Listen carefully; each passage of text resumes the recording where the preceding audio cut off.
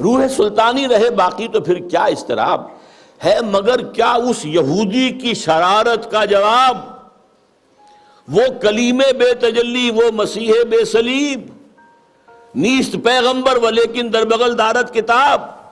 اب یہ کس کی طرف اشارہ ہو رہا ہے؟ کارل مارکس کی طرف۔ یہودی، جرمنی کا رہنے والا، 1818 میں پیدا ہوا ہے۔ اس کے دماغ میں وہ سب کمیونزم سوشلزم کے جو خیالات تھے ان کے بنا پر جرمنی والوں نے نکال دیا جلا وطن۔ فرانس میں جا کر ڈیرا لگایا، وہاں بیٹھ گیا، وہاں سے بھی نکالا گیا۔ انگلینڈ گیا، انگلینڈ ایسے سب کو بگڑے تگڑوں کو سب کو پناہ دیتا ہے۔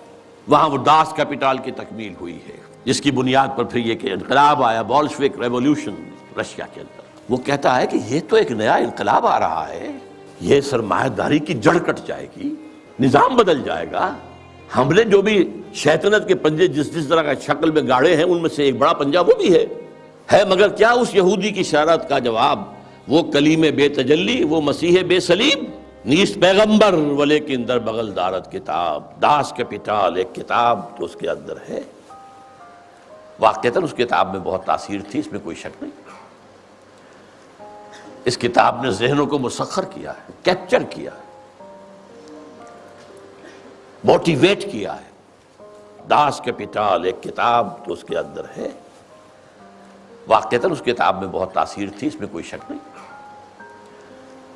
اس کتاب نے ذہنوں کو مسخر کیا ہے، کیپچر کیا ہے، موٹیویٹ کیا ہے۔ نیست پیغمبر ولیکن در بغل دارت کتاب۔ کیا بتاؤں کیا ہے کافر کی نگاہ پردسوز، مشرق و مغرب کی قوموں کے لیے روز حساب۔ اس سے بڑھ کر اور کیا ہوگا طبیعت کا فساد، توڑ دی بندوں نے آقاؤں کے خیموں کی تناب۔ یہ تو دنیا زیر و زبر ہو رہی ہے۔ یہ آقا اور یہ جو بندے تھے جن کو تقدیر کا سبق ہم نے سکھا رکھا تھا، جن کو وہ بھی جو اپنے حالات کے اندر جو تھے وہ مست تھے، یہ اٹھ کھڑے ہوئے ہیں، فساد برپا کر دیا ہے، آقاؤں کے خیموں کی تنابیں توڑ رہے ہیں۔ اس کا کیا جواب ہے؟ یہ تو ایک بہت بڑا فتنہ ہے جو ہمارے لیے ابلیسیت کے لیے، یہ تو ایک بہت بڑا فتنہ ہے جو ہمارے لیے ابلیسیت کے لیے، یہ تو ایک بہت بڑا فتنہ ہے جو ہمارے لیے ابلیسیت کے لیے۔ آپ نے ایک پوڈ کاسٹ میں کہا تھا کہ علامہ اقبال نے کارل مارکس کو کہا ہے کہ وہ نبی نہیں مگر اس کے پاس کتاب ہے، جیسا کہ یہ شعر میں ابلیس کی مجلس شورا میں ہے۔ وہ ابلیس کی طرف سے کہہ رہے ہیں، don't you think you have miss interpreted? نہیں جی، بالکل نہیں، آپ کو پتہ ہی نہیں ہے۔ اب جو لوگ ڈاکٹر اقبال کو بابا مانے ہوئے ہیں وہ تو ماننے کے لیے تیار ہی نہیں ہے کہ یہ ان سے ہو گیا، اور یہ جو کچھ انہوں نے کیا ہے غلط نہیں کیا۔ ڈاکٹر اقبال نے جو کارل مارکس کی تعریف کی ہے میں اس میں ان کے ساتھ ہوں، یہ میں نے انہیں کرٹیسائز نہیں کیا، ذہن میں رکھیے گا، بالکل صحیح تعریف کی ہے انہوں نے۔ اچھا، اب آ جائیں ابلیس کی مجلس شورا میں جو ہے یہ تو ظاہر ہے شاعر نے جب اپنی تھاٹس پبلک تک پہنچانی ہوتی ہے نا تو اس کا کوئی کرینہ اختیار وہ کرتا ہے۔ جس طرح ڈاکٹر اقبال نے شکوہ جواب شکوہ، اب شکوہ میں وہ اللہ سے شکوہ کر رہے ہیں، جواب شکوہ میں وہ اللہ کی طرف سے جواب دے رہے ہیں۔ وہ زمانے میں معزز تھے مسلمان ہو کر اور تم خار ہوئے تارک قرآن ہو کر۔ اب کیا ڈاکٹر اقبال کے اوپر کو وہی آئی تھی کہ اللہ تعالیٰ نے کہا کہ یہ جواب دے میری طرف سے؟ نہیں، شاعر خود سوچتا ہے کہ بھئی یہاں پہ ہمارے سے مسئلہ مس ہینڈل ہوا، اور یہ ان کا شعر بالکل ٹھیک ہے۔ صحیح مسلم میں حدیث ہے، اللہ تعالیٰ اس کتاب کی وجہ سے قوموں کو عروج دے گا اور اس کتاب کی وجہ سے قوموں کو زوال پذیر کرے گا۔ تو یہ جواب شکوہ کا شعر فٹ ان بیٹھتا ہے مسلم شریف میں۔ اچھا، اسی طریقے سے جواب شکوہ کا آخری شعر ہے کہ محمد سے وفا تو نے تو ہم تیرے ہیں، یہ جہاں چیز ہے کیا لوح و قلم تیرے ہیں۔ اب یہ بات اللہ تعالیٰ نے نہ قرآن میں اس طریقے سے لکھی ہوئی ہے، نہ نبی علیہ السلام نے کہیں فرمائی ہے، لیکن قرآن و سنت کی تعلیمات کا نچوڑ یہی ہے کہ جو شخص اپنے نبی کے ساتھ مخلص ہو گیا اللہ تعالیٰ اس کے حق میں اپنے لوح محفوظ میں فیصلے کرے گا۔ یہ تو ہر مسلمان کا عقیدہ ہے، لیکن انہی الفاظ کے ساتھ کوئی چیز نہیں اس طرح رپورٹ ہوئی بھی۔ تو شاعر کا انداز ہوتا ہے چیزوں کو بیان کرنے کا۔ تو ڈاکٹر اقبال نے جو کارل مارکس کی تعریف کی ہے ابلیس کی مجلس شورا میں، یہ میرے علم میں ہے کہ یہ ابلیس کی مجلس شورا میں انہوں نے تعریف کی ہے، بلکہ مجھے یہ بھی پتا ہے کہ یہ جو اس کا 3 نمبر شاگرد ہے نا، اس کے منہ سے یہ بات کہلوائی ہے ڈاکٹر اقبال نے. وہ ڈاکٹر اقبال کوئی شیطانوں کے پاس تو نہیں بیٹھتا تھا, یہ اس کا خود اپنا تخیل ہے نا, کہ اس کا چیلا نمبر 1 یہ بولتا ہے, چیلا نمبر 2 یہ بولتا ہے, چیلا نمبر 3 یہ بولتا ہے, چیلا نمبر 4 یہ بولتا ہے, چیلا نمبر 5 یہ بولتا ہے, پھر اینڈ پہ بڑا ابلیس بھی بولتا ہے. تو یہ کہیں ڈاکٹر اقبال وہاں بیٹھے ہوئے تھے اور انہوں نے کوئی ویڈیو ریکارڈ کی ہے؟ نہیں, یہ ڈاکٹر اقبال کا اپنا تخیل ہے جس میں انہوں نے اس دور کے اندر ایک چیز کو پریزنٹ کیا. تو میں نے جو وہ کیسر راجہ بھائی کے ساتھ پوڈ کاسٹ تھی, اس میں یہ ڈاکٹر اقبال کے حوالے سے کلیئر کیا تھا کہ آپ انہیں مذہبی شخصیت بنا کے پیش نہ کریں خدا کے لیے. وہ مذہبی شخصیت نہیں ہے, وہ ایک تھنکر ہیں, فلاسفر ہیں, اچھے شاعر ہیں, مذہبی پیشوا نہیں ہے. میں ان کی ذاتی زندگی کی طرف جانا ہی نہیں چاہتا, ورنہ پھر کئی ایک ایسی باتیں ہوں گی کہ کسی کے دل میں میل آ جائے گا. ٹھیک ہے, ہمیں پتا ہے کہ وہ کتنے پریکٹسنگ مسلمان تھے, یہ ہمیں بڑے اچھے طریقے سے پتا ہے. الٹا حالت یہ ہے کہ پوری پاکستانی قوم صرف داڑھی اس لیے نہیں رکھتی ہے کہ اقبال عاشق رسول سی, داڑھی نہیں سی. اندازہ کرو, یعنی دین کا تعلق اقبال کے ساتھ ہے یا اس شخص کے ساتھ ہے جس کی قبر مدینے میں صلی اللہ علیہ وآلہ وسلم. کسی شخص کا نبی الاسلام کے لیے تعریفی کلمات بول دینا, یہ اس چیز کا متقاضی کہاں سے ہو گیا کہ آپ نے اس کی تعلیمات کے پیچھے چلنا ہے. نبی الاسلام کی شان میں تو غیر مسلموں نے بھی بکس لکھی ہیں, شاعری کی ہے. تو یہ تو نہیں کہ آپ نے ان کو فالو کرنا ہے, بلکہ آپ اچھی بات ان کی طرف سے ایک کوٹ کرتے ہیں کہ جی انہوں نے بھی تعریف کی. تو ڈاکٹر اقبال ایکسٹراڈنری پرسنالٹی تھے, مذہبی پیشوا نہیں تھے. یہ لادہ بات ہے کہ ان کے نام کے ساتھ علامہ اقبال لکھا جاتا ہے. میں مولویوں سے پوچھتا ہوں, تم لوگ انجینئر صاحب سے تو ڈگری مانگتے ہو, ڈاکٹر اقبال کے پاس کون سی مدرسے کی ڈگری ہے؟ اسے تو آپ علامہ اقبال کہتے ہو. یہ میں پھکی کے طور پہ کہہ رہا ہوں. میں تو انہیں علامہ سے بھی بڑی چیز مانتا ہوں جو ان کی کنٹریبیوشن ہے. لیکن پھر یہ آپ کو کیا بتائیں گے, نہیں جی اچھی بات جس کی بھی ہے لے لینی چاہیے. ہاں, یہی تو بات ہم آپ کو سمجھا رہے تھے نا, ڈگریوں کو بعد میں دیکھیں.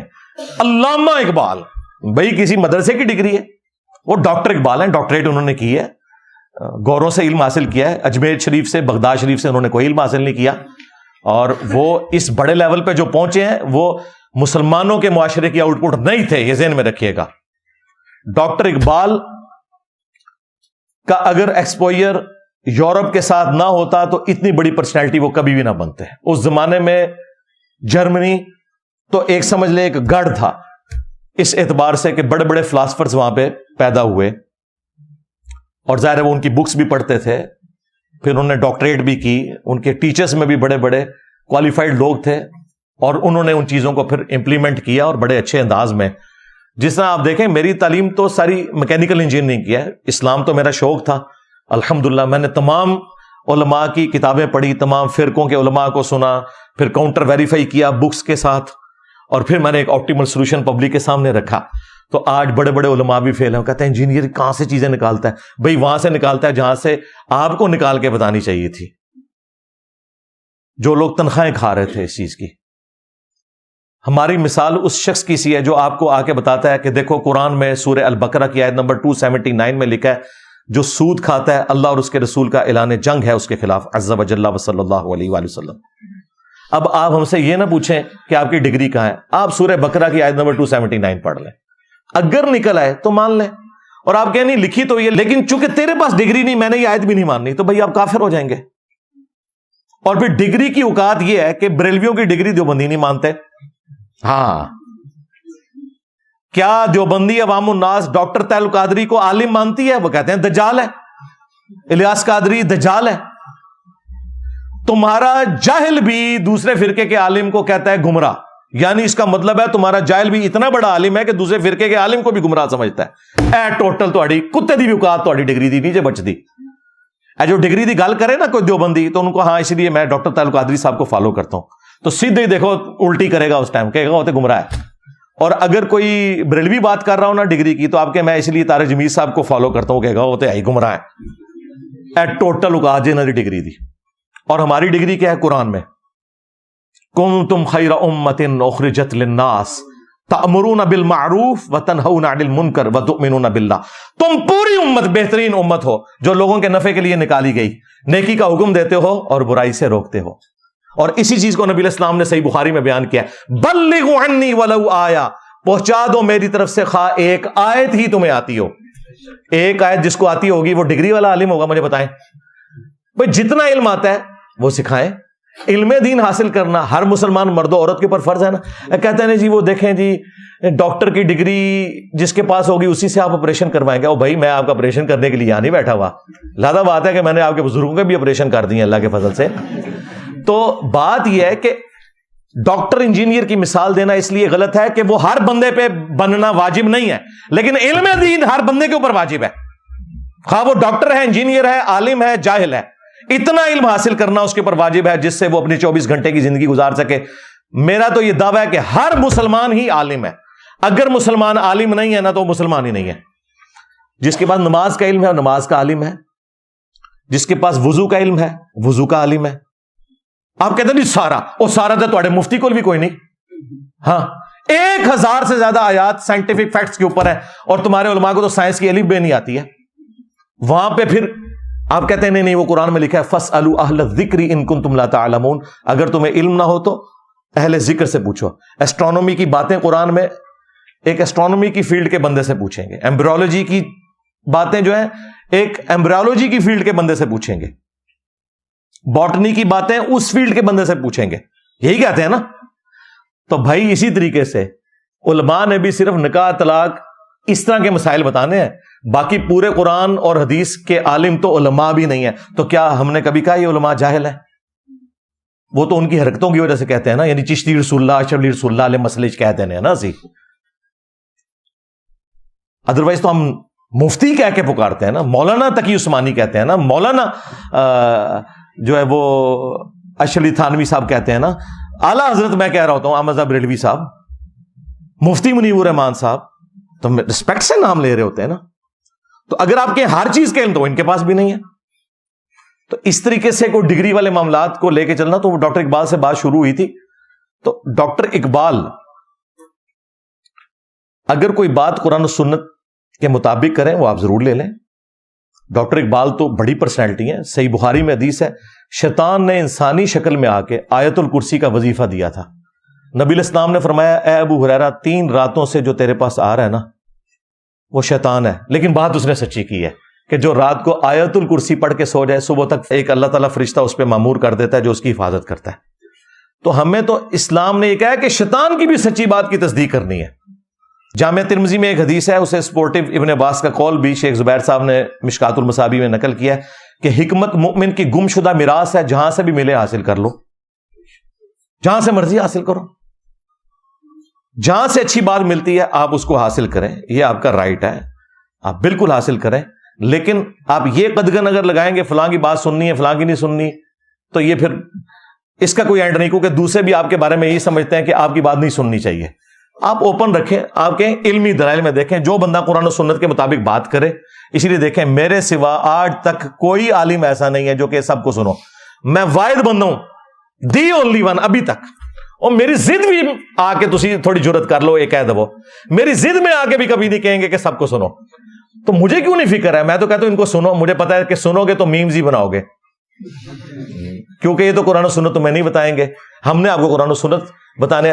ہم اپنے دین کے اوپر اتنے محکم ہیں اور ان دلائل کو اتنا محکم سمجھتے ہیں، ہمیں پتا ہے ہمیں کوئی خطرہ نہیں. انہیں خطرہ ہے کہ جو انجینئر کو سنے گا ساڑھے بابیا تو گیا. تو ڈاکٹر اقبال کی میں نے تعریف اسی لیے کی تھی کہ ان میں حوصلہ تھا. لیکن ایک میں نے ان کی کمزوری اس حوالے سے ہائی لائٹ کی تھی کہ وہ متاثر ہوتے تھے. اس میں کوئی شک نہیں. وہ صوفیاء سے بھی بہت متاثر رہے. شیخ احمد سرندی کے بارے میں انہوں نے پوری نظم لکھ دی، حاضر ہوا میں شیخ مجدد کی لحد پر. اور پھر وہ اس کے بعد انہوں نے ان کی تعریف میں کیا کیا، ان کی قبر کے بارے میں بھی اشعار کہہ دیے. ٹھیک ہے.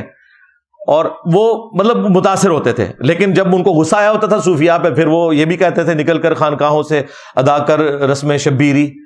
تو وہ ہر طرف جو اچھی چیز وہ دیکھتے تھے. ہم حسن ظن رکھتے ہیں جو اچھی چیز تھی وہ تعریف کرتے ہوں گے، اور جب ان کو کوئی چیز بری نظر آتی ہوگی تو انکار کر دیتے ہوں گے. تو کارل مارکس کے حوالے سے بھی جو میں نے بات کی تھی وہ انہوں نے تعریفی کلمات، وہ چیلا نمبر 3 نے جو بات کی ہے، وہ چیلا نمبر 3 نے آ کے ڈاکٹر اقبال کے کان میں بات نہیں ڈالی ہے، یہ ڈاکٹر اقبال کا تخیل ہے. اچھا وہ کہتے ہیں نہیں، وہ چونکہ شیطان کی بات انہوں نے کوٹ کی ہے اس لیے وہ ان کے کھاتے میں آپ نہ ڈالیں. تو پھر پھکا لے لیں. اسی ابلیس کی مجلس شورا کے اینڈ پہ جا کے پھر بڑا شیطان میدان عمل میں اترتا ہے اور وہ نبی علیہ السلام کے لیے تعریفی کلمات کہتا ہے، اور وہ کہتا ہے کہ اپنے چیلوں سے کہ خیال رکھنا ہے کہ انسانیت نبی علیہ السلام کی تعلیمات سے کہیں بہرہ مند نہ ہو جائے، ادروائز ہمارا سارے کے سارا مشن فلاپ ہو جائے گا. تو پھر یہ بھی کہو کہ یہ بھی ابلیس نے کہا ہے اور تمہارا عقیدہ بالکل اس کے اپوزٹ ہے. کیا بڑا پھکا دیتا ہے میں. ابلیس کہہ رہا ہے اپنے چیلیاں نو دھیان کرنا نبی علیہ السلام کی تعلیمات سے کوئی متاثر نہ ہو جائے. تو اس کا مطلب یہ ابلیس تعلیمات دے رہا ہے؟ نہیں، ڈاکٹر اقبال نے سکھایا کہ ابلیس کی پوری کوشش ہوگی کہ نبی علیہ السلام کے قدموں تک نہ پہنچنے دے. اب آدھے چیلا نمبر 3 جو اس میں کہتا ہے وہ یہی تعریفی کلمات کارل مارکس کے لیے کہہ رہا ہوتا ہے.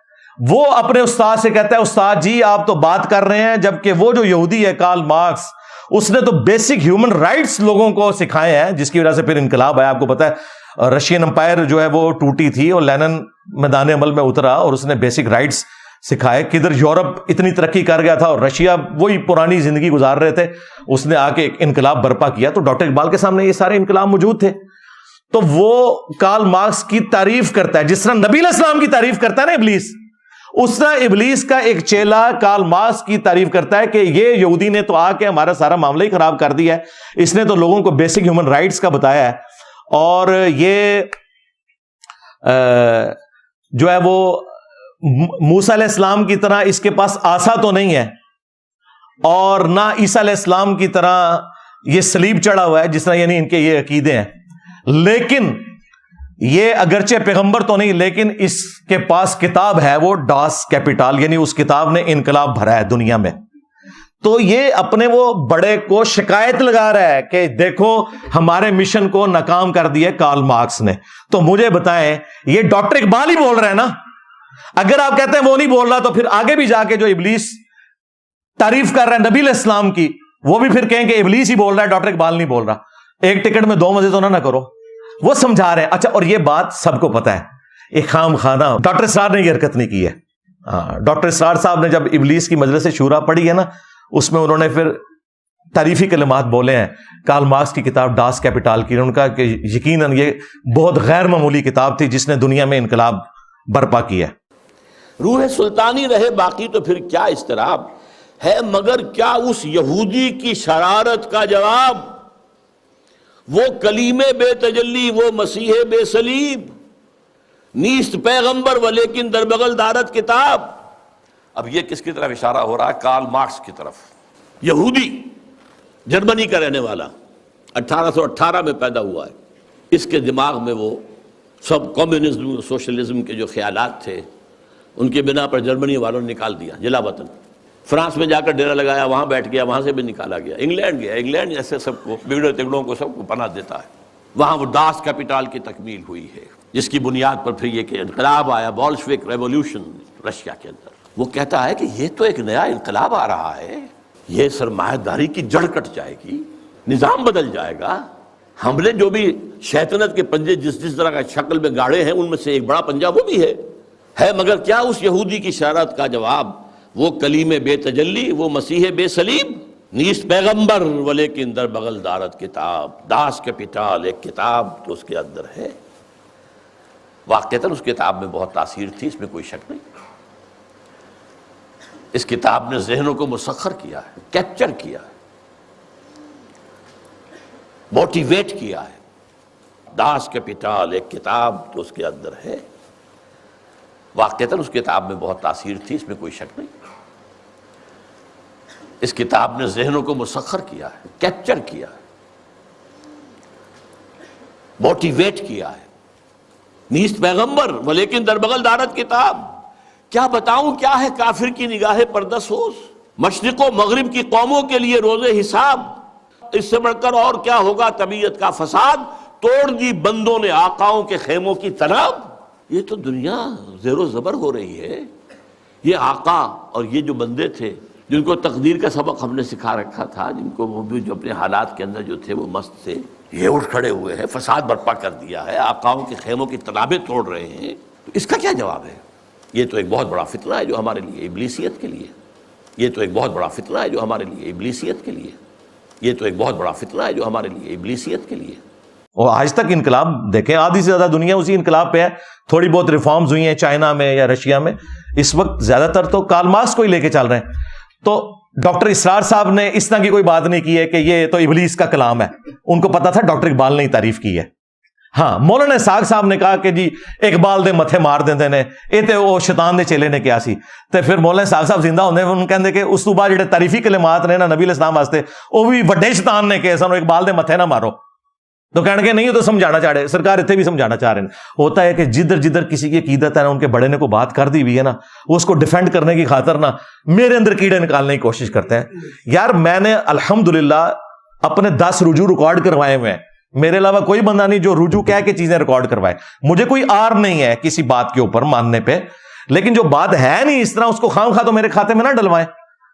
اور مجھے یہ بات پتہ ہے، میں نے وہ پوری مجلس شورا والی ویڈیو ڈاکٹر اسرار صاحب کی پوری تفسیر کے ساتھ جو انہوں نے بیان کی ہے وہ سنی ہوئی ہے، مجھے پتہ ہے یہ کیا ہوا ہے، لیکن وہ خام خواہ کہہ رہے ہیں اور پھر دیکھیں میرے کھاتے میں ڈلتے ہیں۔ کیا میرے علاوہ کوئی یہ بات نہیں کر رہا؟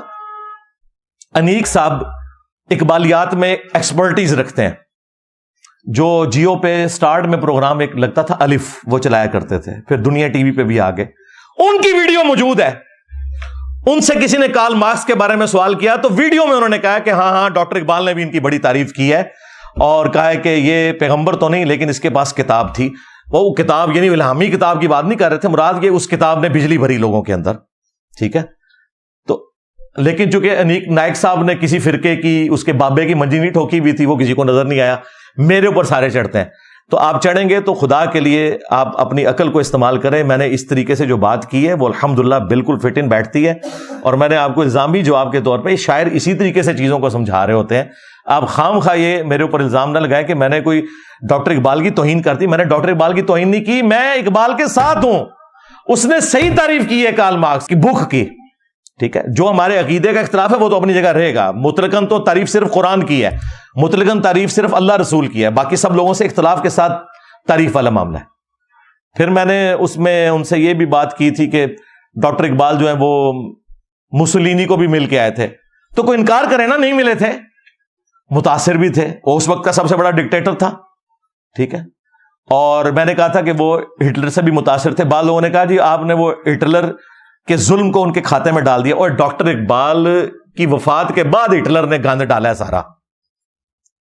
ڈاکٹر اقبال تو 38 میں فوت ہو گئے تھے، اور جو سیکنڈ ورلڈ وار ہے وہ تو ان کے بعد شروع ہوئی ہے۔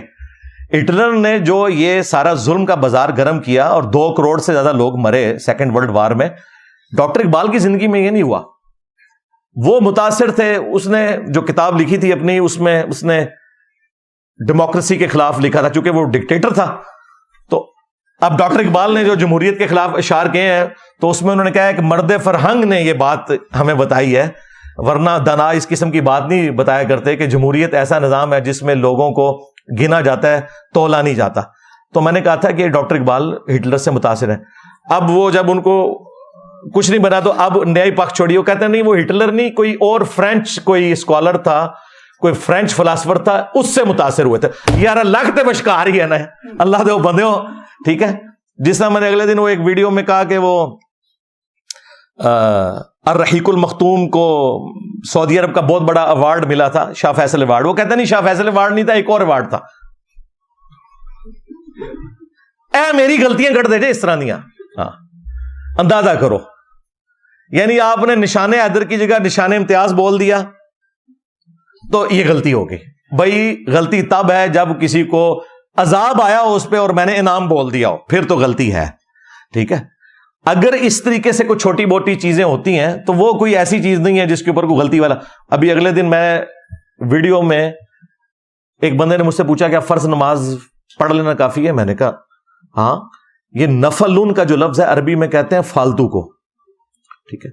اچھا اسی ویڈیو کے اینڈ پہ میں نے جا کے جملہ ریپیٹ کیا، یہ فالتو آپ نے پنجابی والا نہیں سمجھنا، میں آپ کو سمجھانے کے لیے، فالتو مینز اضافی۔ فالتو سے مراد یہ نہیں کہ نعوذ باللہ کو نفل پڑھنا جو ہے یہ فضول کام ہے، انہوں نے فالتو کو فضول کے چکر میں لے کے ایک مولوی نے میرے خلاف ویڈیو بنا دی کہ یہ گستاخ ہو گئے، اندازہ کریں۔ تمہارے بابے چشتی رسول اللہ اشری تھانوی رسول اللہ پڑھوا کے بھی حکیم الامت اور اعلی حضرت اور سلطان الہند ہے، تو جنہیں سارے بابے فیل کرتے نے، ہاں جی سلطان الورلڈ، ہاں میرے نبی سا ہے ہی کوئی نہیں، تیرے بابے تھے شاہی کوئی نہیں، تو چیزیں پکڑتے ہیں۔ یہ لوگوں کو کہتا ہے سنتے نہ پڑھو، میں نے کسی ویڈیو میں نہیں کہا کہ نہ پڑھو، میں خود بھی پڑھتا ہوں، وطر کا بھی اہتمام کرتا ہوں الحمدللہ۔ تو میں نے یہ کہا تھا کہ عشاء کی آپ نے 17 رکعتیں بتا دی ہیں، ٹوٹل 17 رکعتیں تھی، آپ لوگوں کو نماز سے دور کر رہے ہو، یہ چیز اضافی نماز کے طور پہ تھی۔ تو اس طرح میرے پوائنٹس کو پکڑ کے اور اس طرح ریبٹل کرنا، میں کوشش کرتا ہوں کہ میں ہر بات کا اس لیول پہ اتر کے جواب نہ دوں، اکثر اسٹوڈنٹس ہی دے لیتے ہیں، میں ہر بات کا جواب دے سکتا ہوں۔ ہاں کبھی ابھی پرچی نہ آتی اور یہ پرچی بھی آپ کی قسمت اچھی ہے، یہ آخری پرچی تھی تو میں اس پہ تفصیلی بولوں، اگر یہ بیچ میں کہیں پرچی آ گئی ہوتی نا تو میں نے اس کو سکپ کر دینا تھا۔ میں نے وہاں ٹائم دیکھا اور پرچی آخری تھی، میں چلو 10-15 منٹ تھوڑا انہوں نے تبرک میں جانے دے ہی دے وہاں، ٹھیک ہے نا۔ اللہم انی اسألک بانک انت اللہ لا الہ الا انت الاحد الصمد الذی لم یلد ولم یولد ولم یکن له کفوا احد وإلہکم الہ واحد لا الہ الا هو الرحمن الرحیم الف لام میم اللہ لا الہ الا هو الحی القیوم اللہم صلی علی محمد وعلی آل محمد اللہم ربنا آتنا فی الدنیا حسنہ وفی الآخرۃ حسنۃ وقنا عذاب النار ربنا آتنا من لدنک رحمہ وہیئ لنا من امرنا رشدا لا الہ الا انت سبحانک انی کنت من الظالمین اللہم اغفر لحینا ومیتنا وشاہدنا وغائبنا وصغیرنا وکبیرنا وذکرنا وانثانا اللہم من احییتہ منا فاحیہ علی الاسلام ومن توفیتہ منا فتوفہ علی الایمان۔ اے اللہ جن جن بھلائیوں کا سوال تیرے محبوب صلی اللہ علیہ وآلہ وسلم نے تجھ سے کیا، ہمارے حق میں، ہمارے ماں باپ کے حق میں، ہمارے بیوی بچوں کے حق میں، پوری امت کے حق میں قبول و منظور فرما۔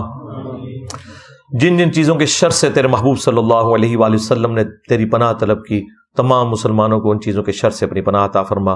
بالخصوص اے اللہ انڈیا میں، کشمیر میں، چائنا میں، فلسطین میں، یمن میں، عراق میں، شام میں، افغانستان میں، پاکستان میں، جہاں کئی مسلمان کس پرسی کی زندگی گزار رہے ہیں، غیب سے ان کی عزت، آبرو، جان و مال کی حفاظت فرما۔ اے اللہ حاضرین کے دلوں میں جو جو نیک اور جائز دعائیں ہیں قبول فرما، حاضرین کے جو چھوٹے بڑے رشتہ دار فوت ہو چکے مغفرت فرما، جو بیمار ہیں انہیں شفا عطا فرما۔ یہ تمام دعائیں تمام مسلمانوں کے حق میں قبول و منظور فرما۔ اے اللہ ہمارے ملک پاکستان کی خیر فرما، پورے عالم اسلام کی خیر فرما، اندرونی اور بیرونی خطرات سے محفوظ فرما۔ سبحان ربک رب العزت عما یصفون وسلام علی المرسلین والحمد للہ رب العالمین وصلی اللہ علی النبی الکریم وعلی آلہ واصحابہ اجمعین الی یوم الدین۔